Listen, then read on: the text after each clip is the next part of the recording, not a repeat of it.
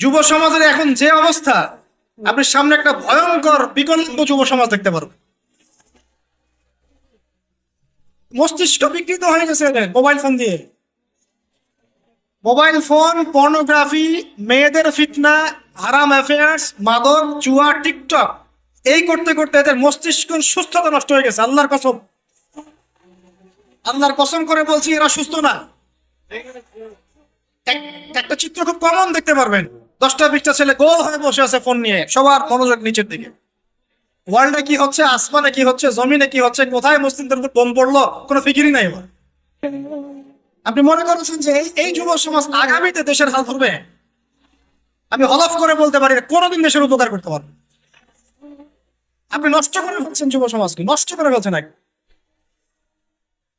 এদেরকে সুস্থতার দিকে নিয়ে আসতে হলে ইসলামী শিক্ষার কোনো বিকল্প নাই, নামাজের কোনো বিকল্প নাই। এদেরকে সামাজিক কাজে লাগিয়ে দিতে হবে, সোশ্যাল কাজে, সামাজিক উন্নয়নমূলক কাজে, এই যে মানবতার সেবামূলক কাজে, প্র্যাকটিক্যাল কিছু কাজে। কিছু বানাও, কিছু করো, সায়েন্স নিয়ে ঘাটাঘাটি করো, কিছু প্রযুক্তি উদ্ভাবন করো, তোমরা কিছু করো।